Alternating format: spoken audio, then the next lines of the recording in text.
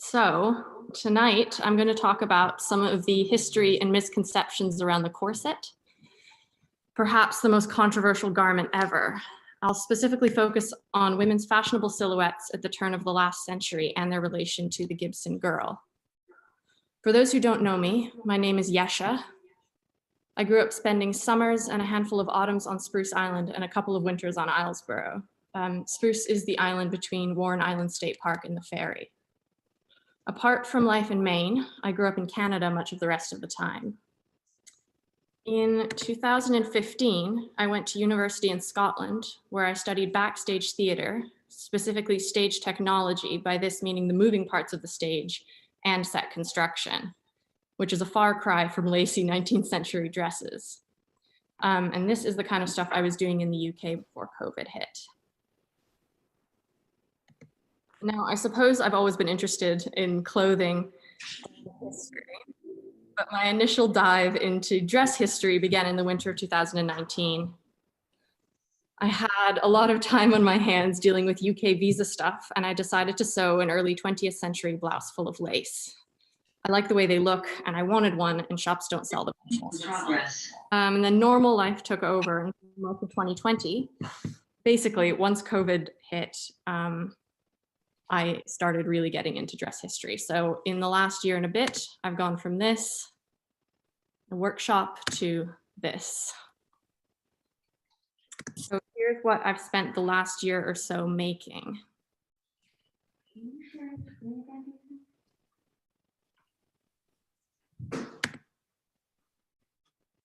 Now, there are two things that are important that I need to say before moving on any further.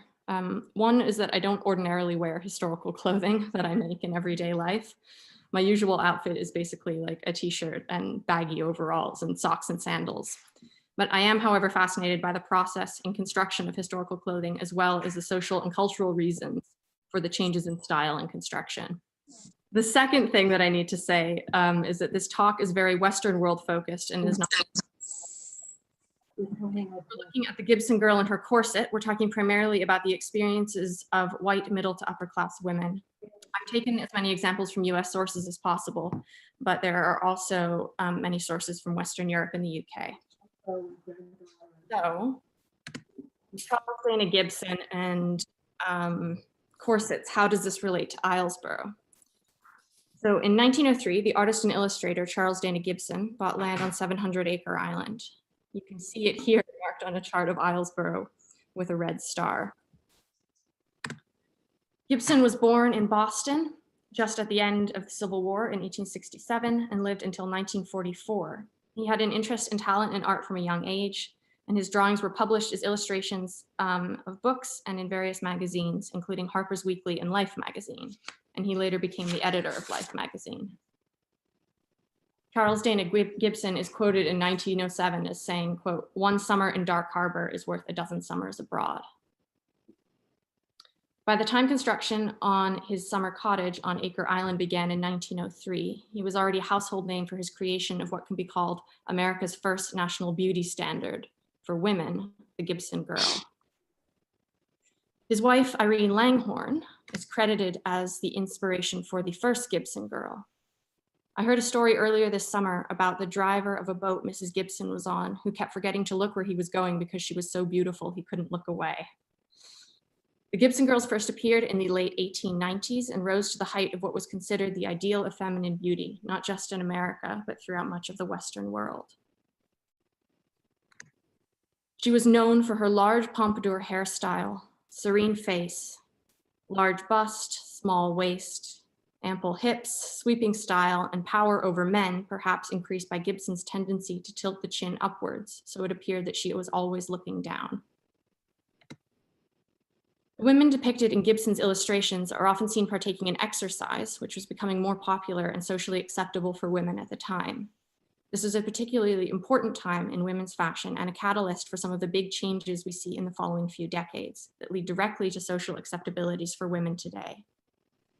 While for some women, the Gibson girl was an ideal of independence and confidence, it is important to understand that she was not seen as a suffragist. That title was associated with the other cultural image of a woman at the time, called the New Woman.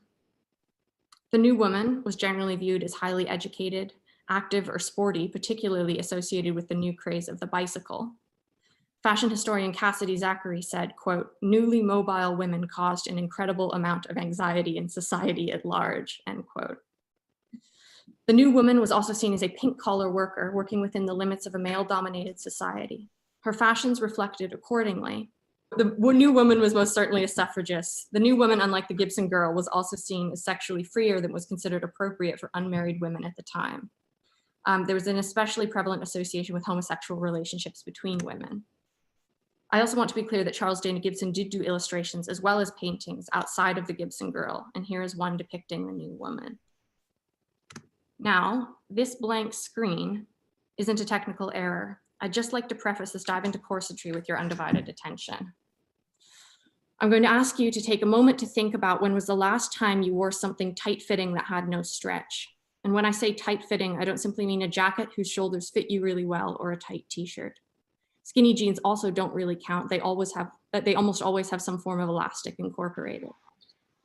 With today's mass manufactured clothing, these kinds of clothes that fit your body tightly and exactly have become more and more rare.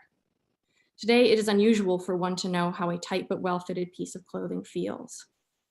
While it is impossible to recreate the past, making judgments and assumptions about garments of the past from our own experiences and interpretations of modern tight clothing bears no inkling of accuracy. Perhaps there are some outliers in the audience. However, moving forward, I'm going to ask you all, in considering the controversies around corsets, that you try and imagine them and the people who wore them complexly. As with all things in our world, there's nothing simple, or for that matter, binary about the corset. As the author John Green beautifully puts it, we all contain multitudes. In order to understand the significance and importance of the Gibson girl shape and her corset, it's important to understand the anatomy, construction, and brief material and cultural history of the corset itself. I'd like to start our journey by going through the everyday layers worn by a woman of the late 19th, early 20th century. We'll start with the base layers and stockings. And in this case, I'm wearing a chemise and split drawers with modern tights underneath. The next layer is your corset. After that is your shoes. You can really put your shoes on anytime after stockings, but I put them here to prove, if anything, you can in fact put your shoes on when a corset. Next is padding.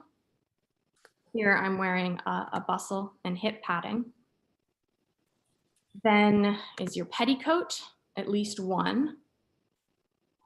Next is the corset cover. This keeps the corset clean and smooths out the top line of the bust. The one I'm wearing here has ruffles on the front. So when worn underneath the outer layers, it helps give the pigeon-breasted shape that was popular in the early 1900s. Then the shirtwaist, which is the precursor to the modern blouse. It's tied at the waist so it doesn't ride up when worn under the skirt. And finally, the hat. Something I've also discovered is that the word waist is used very freely and does not always refer to the line of the body that is the actual waist. This is true in both historical context as well as present day. There are 3 measurements I'll be referencing as we progress. So to make sure we're all on the same page, here is me in a sports bra and leggings. Here's my bust line, my waistline, and my hip line. Notice the waistline is not necessarily where your trousers sit. It's the smallest point of your midriff. So the term high-waisted trousers would probably more accurately be called waisted trousers.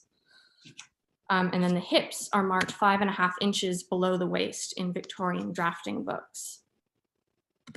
So the function of a corset. Why wear a corset? What does a corset do?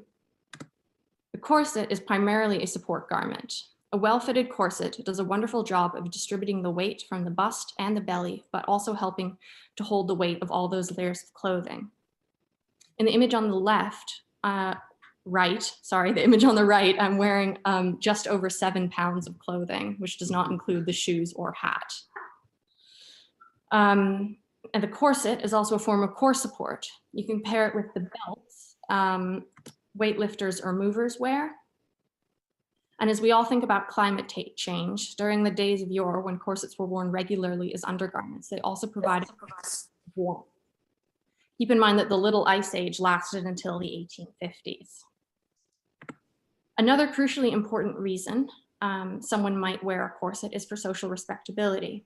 In the women's suffrage movement, for example, there was a great emphasis on socially conforming clothing, including corsets, hats, and wearing white, which was known throughout history as the color symbolizing purity and good morals. Think about white wedding dresses. To quote the YouTube video series, Getting Dressed Through History, quote, "The suffragettes were militant, but through their dress, they wanted to give the impression of conformity," end quote. Another very important function is allowing the wearer to achieve a fashionable silhouette. And I'm not necessarily speaking of reducing the waist here either. Generally speaking, there was nearly 500 years where loose clothing was not worn on a woman's upper body outside of a sleeping garment. When discussing historical versus modern silhouettes, the dress historian Abby Cox puts it perfectly by talking about the distinction between fashionable shape and fashionable size. Quote, "Size was not as important throughout history for women, and the fashionable size for women varied greatly," end quote. So when looking at historical clothing, it's important to see it as achieving a fashionable shape, not size. Size is so ingrained into our culture today, it's hard to see beyond that when we look at clothes. This photo illustrates perfectly that what we are seeing is not the size of someone's body, but a fabricated shape. Abby Cox said while working in costume at Colonial Williamsburg for 5 years, which included a form of corseting, that the most frequent question she was asked was, "Are you comfortable?" Her response was yes, she was comfortable, and in a variety of ways. Physically, yes, but also comfortable in the fact that what you are seeing of her body is what she is choosing to let you see. She can pad and wear skirts and cover what she would perhaps in other clothing have insecurities about showing. While Charles Dana Gibson drew women in many different types of clothing, the drawings as fashion. I see the corset.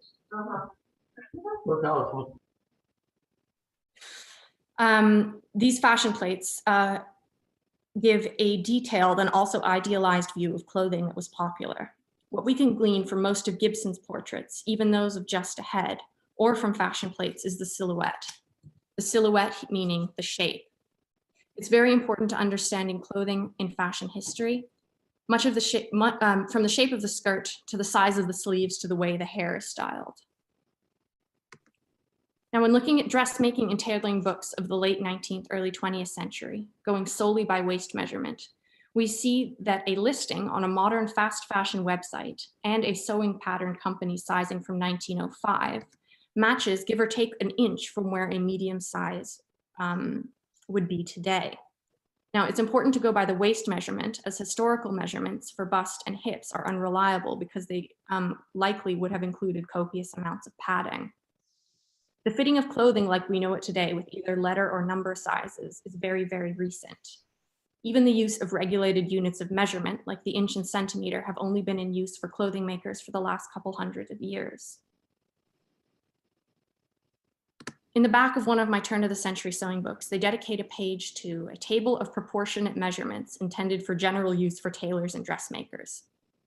As mentioned previously, we're going by the waist measurement, which for me is 27 inches. You'll find that my bust is in perfect proportion, whereas my hips are wildly smaller. The hips would have been padded to achieve the desired proportions, but note that my waist is not tiny or squished. Size versus shape. For reference, here's the photos of my natural waist and then the 2 corsets I'll be using throughout this talk. As you can see, they all measure 27 inches. Now, I'll go about the anatomy of the corset. It's very easy to go deep into the anatomy of corsetry, but for our purposes tonight, I'm only going to cover 3 areas: boning, lacing, and flossing. Start with boning. I'm using this term to encompass a lot that some proper corset makers or historians may prefer to separate. Here we have what is normally understood as corset boning. Whalebone, or baleen, on the left is made of keratin like our fingernails and not actual bone, but rather the stuff found in the mouths of whales that used to filter out krill from water. So here's a diagram and a photograph that you can see the baleen in a whale. Today, you can buy synthetic baleen in the form of extruded polyester that behaves exactly the same way as real baleen, and there's only one maker in the world in Germany. However, it is not the same as readily available plastic boning. On the bottom right, you can see steel boning. The white is sprung steel, which at least in historical corsets is the thickness of cardstock generally. And the other one is spiral steel. Unlike most other forms of boning that only bend forward and backwards, spiral steel can bend sideways too. Corsetry steels available today also have a tendency to be thicker than steels used historically. On the top right is something called coralline boning on the inside of an 1890s bodice I own, along with an advertisement for it on the side. Other natural bonings such as feathers or reeds could have been produced similarly. There are many other types of natural boning used, including reeds, woods, ivory, bone, feathers, cellulose, and more. Cording and quilting are also very, very common methods of stiffening, either entirely on their own or in conjunction with another form of boning. Cording could be done with many materials like a twine, or in the top left image, you can see it's a type of tightly rolled paper. On the top right is a corset with quilting. The bottom left is one that is a mix of cording and other bones, and the bottom right is a fully corded example. The author Jill Salen received criticism for her book, Corsets, Historical Patterns and Techniques, for including too many corded corsets. Her response was that it simply reflected the corsets that existed. Moving on to the eyelets and lacing, this is a great time to talk about tight lacing. Tight lacing and corsetry are different beasts, though related. Tight lacing is in the world of corsetry, but corsetry does not necessarily mean tight lacing. Too often, the small contingent of corsetry that is tight lacing is taken as a blanket way of defining all of corsetry. Historically, tight lacers were in the extreme minority, and it was by no means the norm, just like today. To complicate things further, there's no strict definition of what tight lacing versus what one could call normal corsetry. However, from my understanding, if you are reducing your waist measurement more than 2 to 3 inches from your uncorseted waist measurement, that could be considered tight lacing. Although everyone's body is built differently and can therefore be laced differently. 2 inches of reduction might be a lot for one body, but not much for another. More on this later. Today, with the Guinness Book of World Records and humanity's long-standing desire to consume scandalous headlines, tight lacing is, more often than not, what is discussed when corsetry is talked about. In order to reduce the waist by any noticeable significance, the type of corset, the pattern, and the era it comes from, and also the type of eyelets, all really matter. Pre-1928 and the invention of the metal eyelets, all eyelets for corsets or otherwise had to be sewn by hand and did not have the same strength. They therefore tore through fabric far easier than a metal eyelet did. They had methods to strengthen them, but none were as strong as the metal eyelet is. Keep in mind too that the sewing machine was not invented until 1951, which began the mass manufacture of corsets. So to use a metal eyelet at home, you would have had to purchase the eyelets and the tools to insert them, or have a corset maker who used them. The lacing of the corset is also significant. Until the 1860s, corset was laced in a spiral, using only a single lace. After 1860, we see the introduction of what is called cross-lacing, similar to shoelaces. The cross-lacing allows for 2 wee rabbit ears of lace either side to tighten the corset evenly and quickly. This change in lacing technique happens around the same time as the introduction of the split front busk. A split front busk means the center front of the corset opens and closes without lacing. It therefore allows the wearer to don and remove the corset without having to undo the lacing or use a large enough length to loosen it enough to slide the corset past the hips or shoulders. The image of a woman straining to hold onto a bedpost while a man or maid hauls on her originates from the initial spiral lacing of the corset. You'll find in this image, the maid is hauling on only one line. Unlike the later cross-lacing, when a spiral lace corset is tightened, the body has a tendency to be jerked from side to side, whereas the cross-lacing tightens both sides of the garment equally. And it's likely that this image of someone holding onto a bedpost remained after the shift to cross-lacing, because it was habit and simply what one did. Finally, flossing, the new term for that word. And finally, flossing is a type of embroidery stitching, which is ornamental, but also helpful in reinforcing bone ends and extending the life of the corset. Mass-manufactured corset makers had machines to punch through bones and stitch flossing quickly and neatly. You can see examples on the left, or else can also be done by hand, which you see on the right. Many people, I know the pain of an underwire breaking free of a bra, and I wonder how frequently that would have happened if those underwires, or more accurately bones, had some 19th century flossing on either end. Now, I'm going to talk about something that is fundamental in the perpetuation of modern myths about the corset, the infamous chemise issue. The first layer, and always the first layer of clothing against the skin, was a chemise. Later, split crotch drawers were added when it became acceptable for women to have separate pieces of fabric around each leg. On the left is a screenshot from the most recent adaptation of Jane Austen's Emma, and notice she has no underwear. So next time you read or watch a Jane Austen story, you now know the women did not have underwear. When drawers, not bloomers, these are a completely separate and equally fascinating garment that I don't have time to get into, were first introduced, the crotch was left open so women could relieve themselves in a large skirt with minimal effort. In the 1880s, the chemise and drawers were combined into one garment called a pair of combinations. This reduced bulk at the waist, although it was still very much a personal preference to wear combinations or a chemise and drawers. Eventually in the 1910s, when fashions changed and it was no longer necessary, the crotch was closed. A layer of linen, or occasionally cotton, was always worn against the skin under any other garments for both men and women. This layer was replaced more frequently and was washable, whereas the corsets and outer garments were washed infrequently or never at all. Not washing a corset prolonged its life significantly. If the bones were steel, they could rust. Reeds, baleen, wood, and feathers, etc., could soften with water. Think soft nails after a bath. Here are some examples of historically incorrect on the left and correct on the right layering underneath the corset. On the left, there is no layer between the corset and the skin, versus on the right, they're all wearing chemises under their corsets. All of these stories took place, with the exception of Gentleman Jack on the top right, before the invention of metal eyelets. So tight lacing was not strictly possible, nor was a tiny, tiny waist a fashionable shape. Period dramas have often, whether for artistic design reasons or lack of research, tended to pass over important and noticeable elements of historical clothing. I personally do not always mind this when watching a period drama. It all depends on the context and the story being told. Now, no layer next to the skin can make a corset uncomfortable.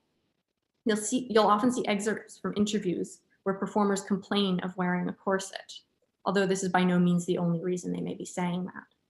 The painful corset is an excellent narrative device that Hollywood and TV use frequently to quickly demonstrate a character's powerlessness or repressed sexuality, among many other things. In my opinion, it's a bit lazy and tends to remove a lot of the nuance that could have existed for the characters within the situations they're trying to convey.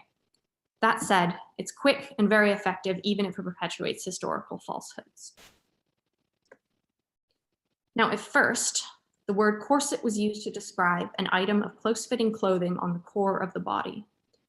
This meant any kind of tight-fitting garment, whether it be for men or women. In her book, The Corset: A Cultural History, author Valerie Steele writes, quote, "As loose-fitting robes gave way to fitted garments, men and women's clothing became increasingly differentiated." She goes on to say, quote, "In medieval French, the word corset seems to have referred to both doublets and gowns as well as body armor."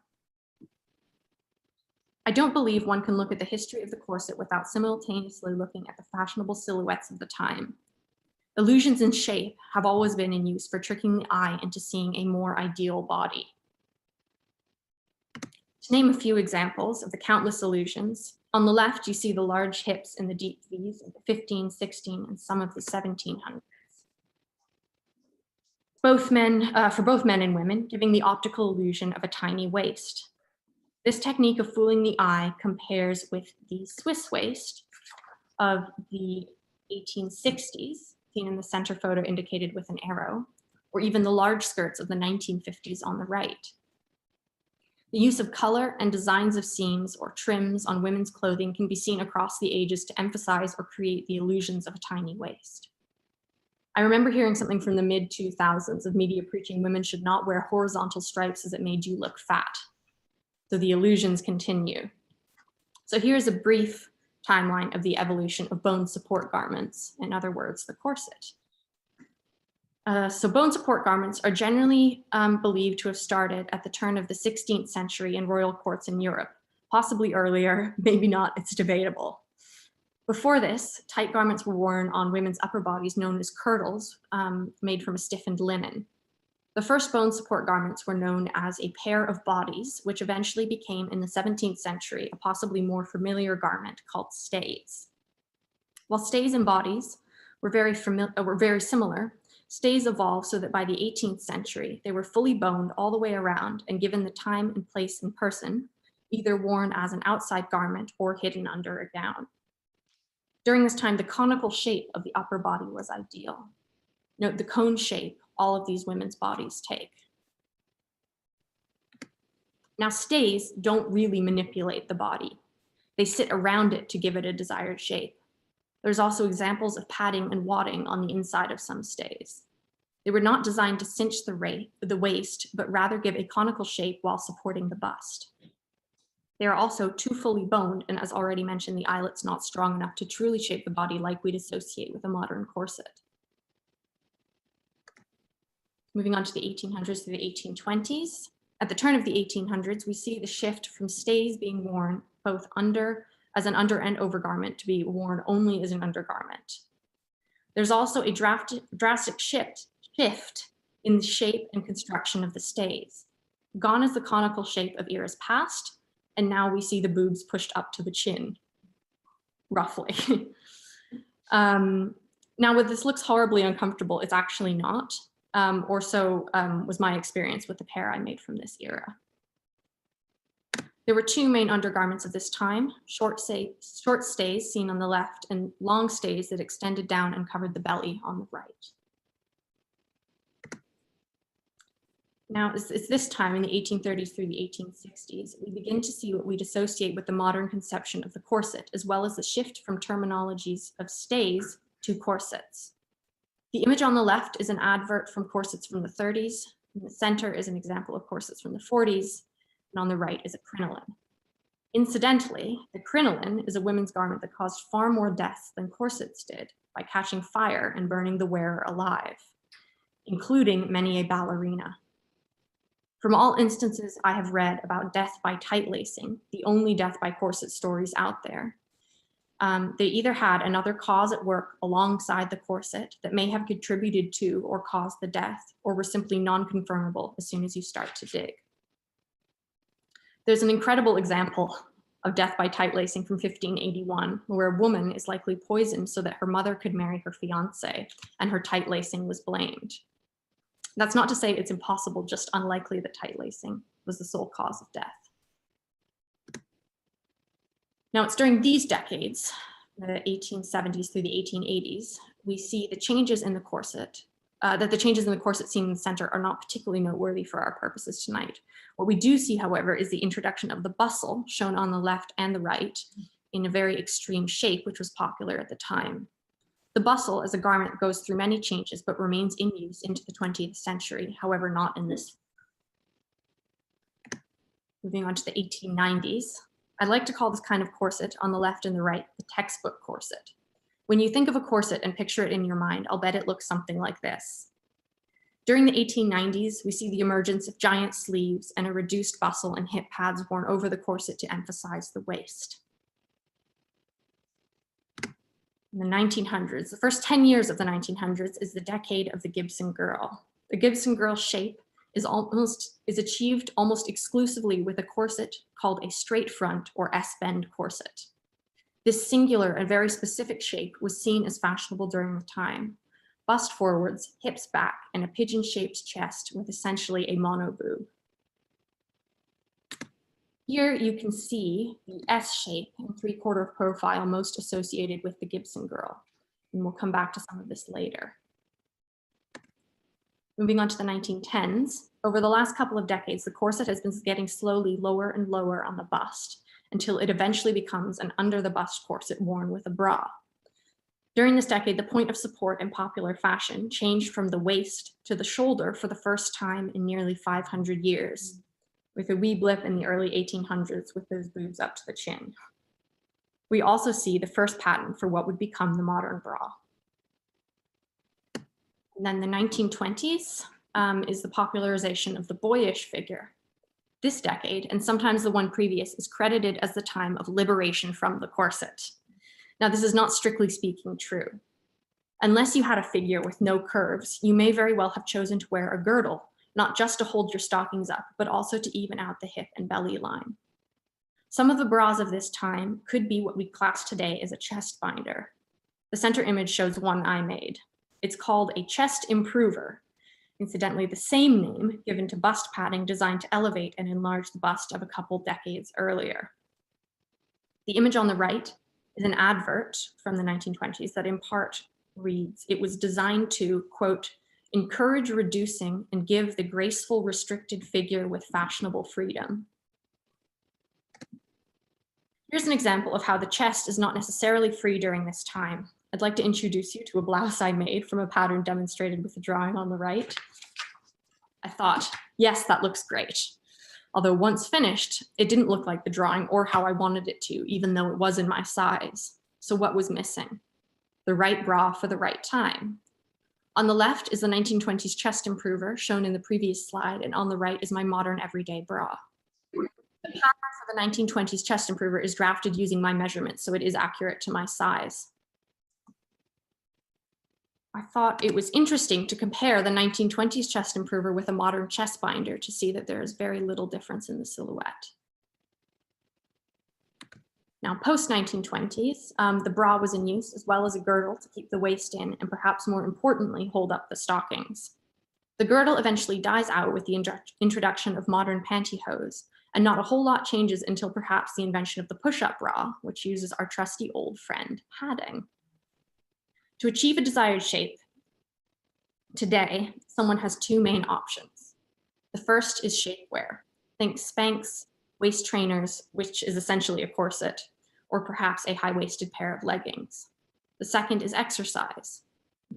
Nearly every modern source I've discovered argues that the change in acceptability of women's exercise began the shift to what we call the muscular corset. It began with manuals that show exercises for women to do.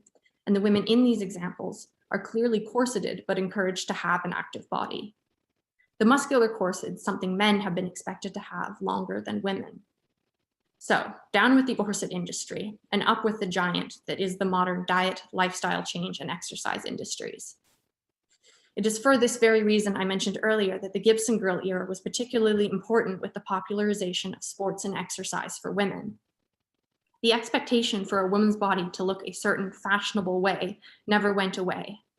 Simply put, the means of getting to this ideal body have changed. Fabric for exercise. Now, let's bust some myths. I've chosen 6 common ones. Myth number 1, women regularly fainted because of their corset. While it is plausible and even likely that corsets cause women to faint due to lack of air, much of the written accounts of women fainting comes from historical literature. This is literature using the same kind of convenient plot devices as mentioned in the infamous chemise issue. It is also speculated that a false swoon or faint is was a way for a woman to express overwhelming emotions, or to have a man they fancied loosen their stays, which would have been considered rather sexy. This clip from Pirates of the Caribbean illustrates perfectly the sensationalization of the corset and use as a plot device. Much of popular media around the corset thrives from this sensationalization, even documentaries or educational content, so be aware of that if you come across any mentions of the corset. It is also not wearing a corset in this clip, but a set of stays. I can't breathe. Yes, I'm a bit nervous myself. And then they made me their chief. Elizabeth? Elizabeth! The rocks! Sir, it's a miracle she missed them. You be saving her then? I can't swim. Go to the King's Navy, you are. Do not lose this.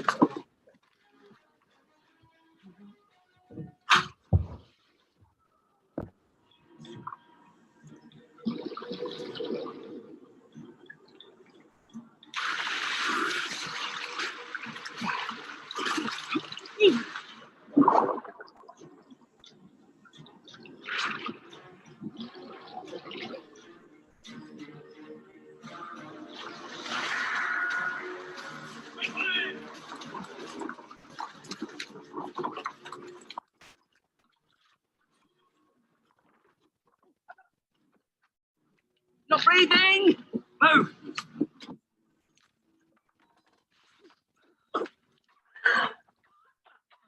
Never would have thought of that.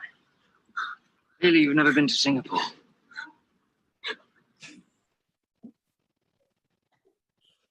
Clearly, you've never been to Singapore, so let's all just take a moment after that. Deep breath. Okay, moving on. In her 4-part BBC series, If Walls Could Talk, The History of the Home, historian Lucy Worsley talks about the introduction of the gas light in the home and how it burned up a lot of oxygen within the rooms and therefore possibly causing fainting. On the left is an early gas light, which would have been covered with a glass. And you see that's rather a large flame to light a room or a whole house. So imagine how much oxygen it was burning up. The image on the right shows a late 19th century house with both wall-mounted gas and paraffin lamps, and that's quite a lot of fire. People who did hard labor were also wore corsets. The help were expected to be corseted until around 1916. An article from September 1899 Harper's Bazaar magazine article states, quote, "A maid shall be well corseted. The large waisted stays which women wear today is not to be permitted to a maid while on duty. A well-defined waistline gives a neatness and trimness which somehow lends a sense of moral support." Speaking of, morality and clothing have always been linked, corsets even more so. With much of people's opinions or understanding on the subject of corsetry, there are constant contradictions. In conversations with people, I'll often hear, "They must have made their waist so small," but people's bodies were different sizes back then, in the same conversation from the same person. The lacing of a corset was perceived in a similar way, where there's no way to win. You would be considered to have bad morals if you did not wear a corset or did not lace enough, but also considered to be vain and have bad morals if you laced too tightly. Not lacing tight enough and lacing too tightly, both being completely ambiguous terms, can be generalized on the slippery slope to a fallen woman. Prostitution and fallen women go hand in hand. The examples you see here are images of prostitutes of the past. Conveniently, the black and white images shows tighter lacing, and the color images shows looser lacing. Myth number 2. Women's waists were laced down to 17 inches or 20 inches or 15 inches. The number is irrelevant. The myth stays the same. In their collection of 18th century stays in colonial Williamsburg, the smallest measures 24 inches and the largest is over 30. And these are measurements with no lacing gap. This is a lacing gap of 2 to 3 inches seen in patterns and illustrations of corsets. When saying a corset measures X amount, it does not normally include the lacing gap. So a 20-inch corset is a minimum of a 22-inch waist. There's a lot of evidence, both in writing and in existing garments of the time, that an average small waist measured 24 inches, the same as today. Dress historian Bernadette Banner argues in regards to the fashion industry today with skinny models and ideals that, quote, "It stands to reason that a similar trend may have been in the 1890s, where the waist depicted, discussed, and praised were precisely these 24, 23, 21-inch waists, whereas the less ideal 27, 29, 33-inch waists were simply less well represented. A historian 200 years from now may look back on print advertising today and draw remarkably similar conclusions to what we draw from the sparse advertising left behind by the Victorians. End quote. Much physical evidence of waist measurement comes off extant clothing. It's important to ask, why have these garments survived? In her book, Corsets, Historical Patterns and Techniques, Jill Salin writes, quote, "It must be remembered that corsets in collections are no different from clothes in our own wardrobes today. Often garments that linger in our own wardrobes are ill-fitting, an expensive special purchase too good to throw away, items that no longer fit, but we hope will fit again one day, special occasion items that conjure up the event they were worn at, such as wedding outfits, first ball dresses, christening robes. In other words, garments that do not reflect everyday wear." One of the best kept collections of historical corsetry is the Symington collection in Leicestershire, England. Many of the corsets are samples of ones that were produced by the company. It logically follows then that the sample would be the smallest size so as to not waste valuable materials on garments that would not be worn or sold. Another very important thing to consider is photo editing. The manipulation of photography has been around since the invention of photography. Have you ever wondered why, in almost all old portraits, everyone has perfect skin? Photography manuals of the early 20th century show us that editing on all parts of the body was done as regular practice, including the waist. The edits could be something very subtle to something much more severe. Myth number 3, women had ribs surgically removed to achieve a smaller waist. The only evidence of this myth is hearsay in newspapers and magazine articles where a journalist or interviewee says something along the lines of, they heard someone say that a lady had her ribs surgically removed. The husband of contemporary tight lacer Kathy Young, pictured on the left, is quoted as saying in response to this question of if she had ribs removed, quote, "It's not necessary." And this is very true. The less muscle around your core, the squishier you are. The squishier you are, the more you can lace down. Two people with the exact same measurements may lace very differently if one of them has more core muscle than the other. The island's favorite, Isabel Olsen, and I compared this. Our waist measurements are within an inch of each other. She is able to lace down close to 5 inches where I am only able to lace down 2. Isabel has, in her own words, no core strength, whereas I do. And the dress historian Abby Cox talks about the length of one's torso having an effect on how much someone can lace. For example, somebody with a longer torso might have more room between their ribs and hips than somebody with a shorter torso. Also, it would have been unbelievably unsafe to go under the knife for a small change to one's waist measurement. Surgery was horribly dangerous in the 19th and 20th century, with infection being the most common way to die. At the Boston City Hospital in 1941, they had an 82% fatality rate for just staph infections. To put 19th century surgery in context, the students of one famous Scottish surgeon wrote a poem of the surgeon's liberal use of the new invention, antiseptic, here in spray form. The spray, the antiseptic spray. AO would shower it, morning, night, and day, for every sort of scratch, where others would attach a sticking plaster patch. He gave the spray. Myth number 4. Corsets permanently change the shape of your body and deformed your organs. Your skeletal structure cannot be changed with corsetry after a certain age of childhood. Therefore, if one were to start wearing a corset in late adolescence, the body will always return to its natural form when the corset is removed. Children's clothing was not seen as a separate thing for quite a while. Kids were simply put into clothing that was smaller versions of adult clothing, and this included corsets, as seen on the left.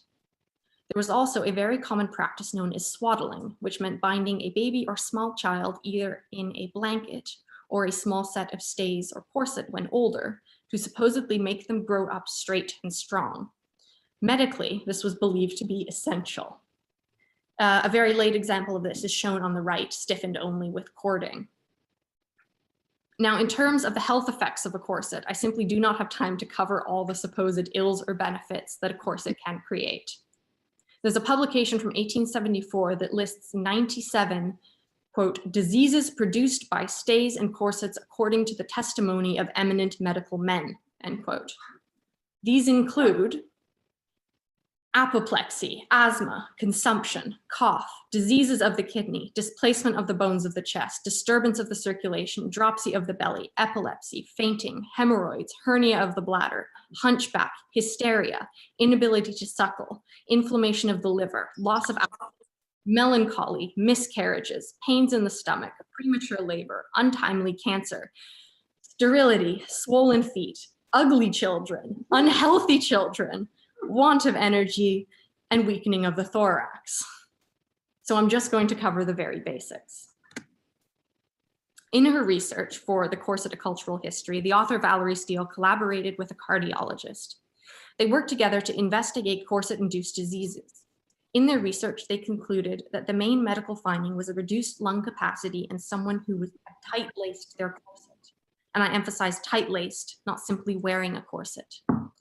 Breathing in that form changes to a breathing higher in the chest compared with a pregnant or heavily obese person. Steele writes, quote, reduced lung capacity and abnormal breathing patterns could have aggravated other respiratory conditions such as consumption, which were common in the past, end quote. It is also argued by some doctors that the corset caused tuberculosis, apparently disregarding that men also contracted the disease. Hard labor, malnutrition, and other diseases such as rickets or polio were prevalent causes of body deformities that could have been blamed on corsets. If a corset is worn every day, all day, for years, it is not possible to stop wearing one without discomfort to the back and stomach muscles. In a similar way that a weightlifter may wear a tight belt around their belly, the corset can act in place of lumbar and core muscles. It cannot, on its own, cause muscle atrophy. Dress historian Bernadette Banner found that in wearing an 1890s corset and doing exercises prescribed in a turn-of-the-century manual, that her corset actually gave her muscles a fair amount of resistance, which in turn made her muscles sore after exercise. Myth number 5. Corsets were horribly uncomfortable and they had no mobility. Now, uncomfortable corsets do exist.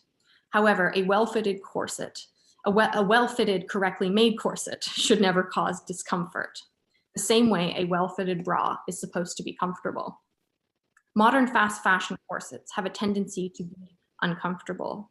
They do not utilize many of the cutting and patterning techniques developed over hundreds of years that are, and are generally boned with steel or an unmoldable plastic, meaning the corset will not mold to your shape with wear. There are modern corsets that are uncomfortable, but they tend to be expensive. It's important to think of it like an investment. You are paying for a garment that is intended to withstand regular use for about 10 years. That is what a well-made corset can be. This corset was marketed to working women in the 1890s as the most comfortable corset. You can see from the amount of cording on the hips and the rest of it, and also that it is not fully boned. This is one of the best-selling corsets of all time. It's also a bit of a celebrity among those who study historical corsetry. I know from my own experience with constant back pain from the time I was about 6 or 7, one of the few things I only discovered in the last year is to put my corset on for 20 minutes or so, and it gives the muscles in my back an immediate break from strain. When taking the corset off, I no longer feel any pain. During my bachelor's degree, we had a class about posture, strengthening, and caring for our bodies. In backstage theater, you'll often be asked to stand stock still for upwards of an hour, depending on the show. The correct posture and maintenance of your body is therefore of the utmost importance. We were taught a trick of lying flat on your back with your arms at your sides and your knees raised and your feet in line with your hips. It was a rather wonderful thing to do for 15 minutes on a Monday at 8 a.m. In discussion with friends afterwards, we all agreed that we felt lighter and had no more back pain that many of us struggled with. This exercise is a great trick. However, it does require space and time to do. The corset is immediate and significantly simpler for me. The most effective way of bending is using our hips, not our waist. If you have a moment, try and bend at the waist. It does not get you very far. Here's a side-by-side of my bending at the waist and again at the hips. Here again at the waist, both in and out of corsets. And again at the hips. While I am quite flexible, my mobility is not hampered by this corset. Some movements may have to be adapted in a corset, but it does not prevent me from doing anything physical. To see how little restricts you physically, I remember. I just got some things that I know. Where I'm watching a program that's the Historical Society. It's about corsets. To see how little a corset restricts you physically, I'd recommend going and watching drag queens perform a vast range of motion in corsets. I maintain from my own experiences in historical clothing that the long skirt is the most cumbersome and the element that holds me back from the way I normally move and work the most. I don't notice the corset when I'm in a long skirt. In 1907, American poet Edna St. Vincent Millay wrote in her diary at age 17, quote, "I am tired of being grown up, tired of dresses that kick around my feet, tired of high-heeled shoes, tired of conventions and proprieties, tired, and sick of hairpins." Millay is quoted in many a letter and diary entry mentioning her corsets. Note it is not mentioned here. Although, if her hair is pinned up and her skirt lengthens, she was also likely wearing a corset at this age. Not charging.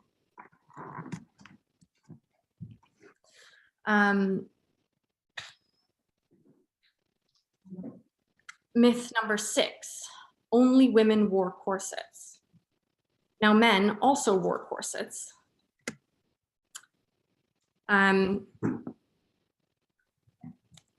There were obviously differences in shape, as historically a woman is largely just a supportive garment for her busts. Men's corsetry was less common than women's corsetry, but still happening. Here are examples of 3 sketches of men's corsets spanning nearly a century. You'll notice the woman in the last one looks an awful lot like a Gibson girl. In her book, The Corset, Valerie Steele quotes men making critiques of women in relation to their wearing of corsets, that women are slaves to fashion or have some compulsive urge to copy each other's looks. In his biography of English dandy Beau Brummel, Ian Kelly writes beautifully on the culture and rituals Brummel created around himself and of Brummel's legacy as the inventor of the modern suit. Yes, one man invented what has become the suit, the uniform of masculinity. While it is unlikely that Brummel himself wore a corset, we do know that the Prince Regent, who ruled England at the time and was a close friend of Brummel's, did. The Prince Regent, later George IV, not only wore stays as a child, but likely as an adult as well. Fashionable men at the time were known as dandies and followed Brummel's clothing and lifestyle choices so closely they would actually crowd his home in the mornings to watch him dress. The wearing of stays was encouraged in dandy culture. It should be noted that the suit has stuck around since the late 1790s in a fairly recognizably stable form. And they call us slaves to fashion and needing to copy each other. On the other hand, American humorist David Sedaris takes a less optimistic look for the survival of the suit. In his proposal for a language instruction course for business travelers to the USA, he writes about eavesdropping on conversations of people under 40, where, quote, "I hear the words integration and platform a lot, but not in any recognizable context. There's our offices where I imagine Kaysen rides his scooter down the concrete hallway, passing a warren of workspaces that resemble cages, and no one's shirt is tucked in. That's one phrase that won't be in my English book. Nice suit. 20 years from now, they probably won't even be making them anymore. Dressing up will mean wearing the sweatpants without paint on them to your father's funeral." With that grim prediction, let's go back to 1900. And the reason you are all here tonight, the Gibson girl. As mentioned previously, the Gibson girl is most famously known for the S-bend or straight front corset. Quote, the S-bend is probably the most misunderstood and understudied corset in fashion history, end quote. It's a commonly held belief that the S-bend corset forces your body into an S shape by using the straight front to push your hips back and force your bust forward. And this is simply not true. I'll break it down for you. Firstly, the images of the S shape we see is a fashionable pose and nothing more. It could be argued that the S-bend corset does affect your posture slightly by making you hold yourself a bit straighter, but this is also true for the majority of historical corsets. The years of popularity of the S-bend are also very short. It was only fashionable for around 5 to 7 years, starting around 1900 and going maybe to 1908 at the latest. On the right, you can see an example from 1905 showing the S-bend dying out. Something the S-bend does do, along with many other corsets, is change the shape of your waist from oval to circular, just the squishy bits. You can see on the right the famous tight lacer and Gibson girl model, Camille Clifford. Compare the farthest right photo with the image on the left, and you'll begin to notice a theme with silhouettes of this time where they are drawn or posed in a three-quarter style. The best way to view the waist in the S shape. Now, at the turn of the 20th century, the S-bend was marketed as the healthiest corset a woman could wear. An example here shows the ad for the corset that translated reads in part, quote, this corset is being widely adopted by those with a delicate health and is the most hygienic corset ever, end quote. It is designed to give shape without constricting the lungs. Again, the lack of research in this era of corsetry stumps me here. I'm not aware of any research into the actual differences in lung capacity from an 1890s style to say this Sanacor corset. I cannot imagine that it is all that different. Historical corsets support the bust, but do not cover it. They are therefore significantly lower than the modern overbust corset is, and therefore covers less of the lung area. When we start to look at examples of corseted women in this style, we find that the body is not forced into an unnatural S shape. It does, in fact, stand up straight while wearing an S-bend corset. I initially thought I had made a mistake when I tried one on I'd made, because I was comfortable and not forced into an S shape. In fact, that is the pose, not the style of the corset that creates this shape. On the right is an image of an opera singer named Lina Cavalieri, who was well known as a tight lacer, and she had an incredible voice. Even today, on stage, singers, dancers, and performers of all types wear corsets as part of their costumes, and I've worked on many shows like this. Quote, she sang, on the subject of Lina Cavalieri, quote, she sang on stage corseted like this, which clarifies some of the confusions over tight lacing and performances. She was killed by Allied bombing at her house in Florence in February 1944 and was buried in her best clothes, complete with her corset. Here are two US examples from the S-bend era where we can clearly see that the women in these photographs are standing and walking completely normally, clearly not bent into an S shape. And as if this was not enough evidence, here I am in my S-bend corset. Here I am with the correct padding and clothing. And finally with the pose. Now, these are the two main book resources I've used while researching this talk. In her page titled The S-Bend in Context, posted to Foundations Revealed, a website and resources that costumers and corset makers can get membership to, Marion McNeely writes, quote, Valerie Steele, in her book The Corset, declares that a straight front corset, when laced even moderately tightly, pushes the abdomen back and through the breast forwards and arch the back. This certainly appears to be the case in fashion illustrations, ... That was written in 2011, whereas The Corset, A Cultural History was published in 2001. During this 10-year gap, something very important happened.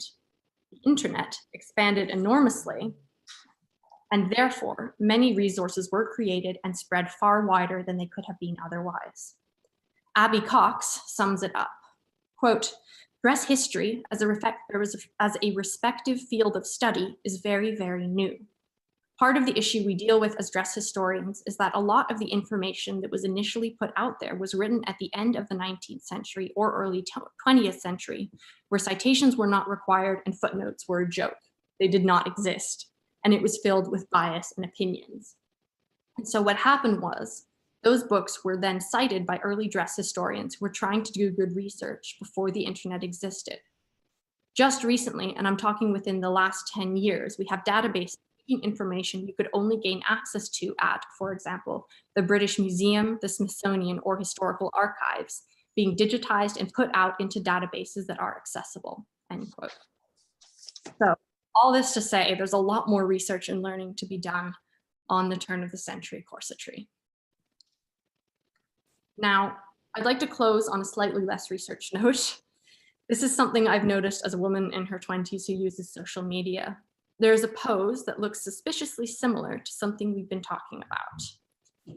Instead of viewing it sideways, however, the S-bend, viewed from the front with much less clothing, makes the bust look bigger, the waist small, as well as creating a false gap between the legs that is desirable for some people. With the correct pose, angle, and filter, a body can achieve a quick and visual adjustment to one's measurements, all with this pose. If anything I've talked about tonight intrigues you, I've really only just scraped the surface. So if you're interested, here are some resources in the form of videos, books, and podcasts I would recommend checking out. And then those are my sources. Don't need to linger on too much.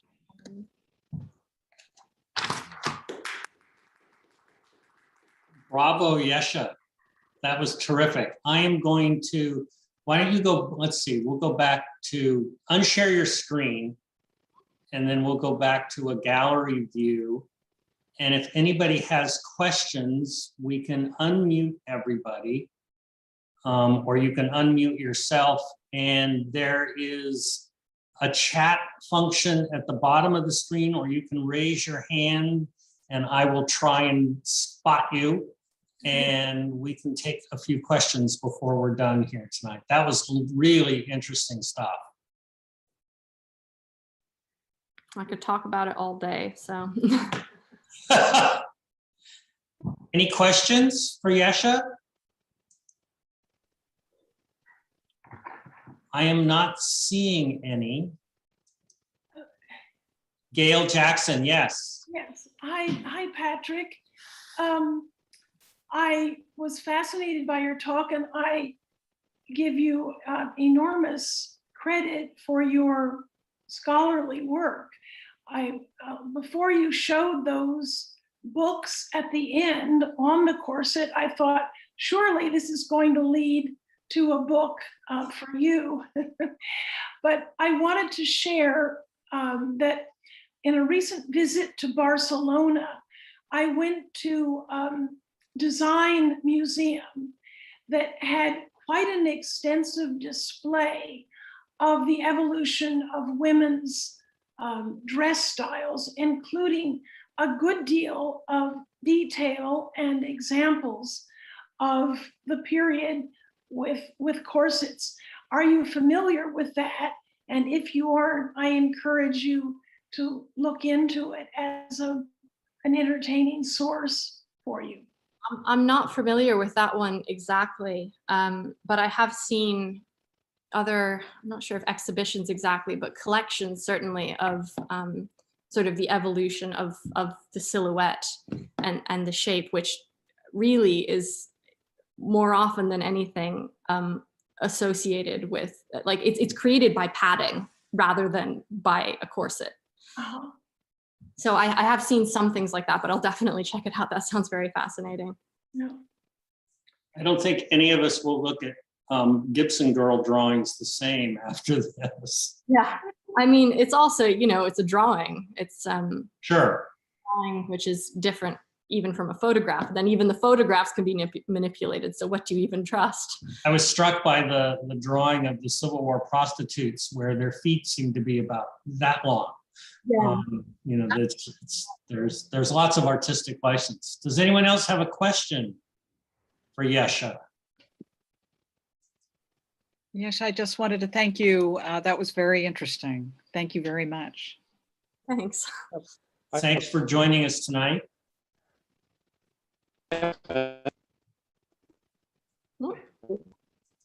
Was that someone? Sorry, speak up.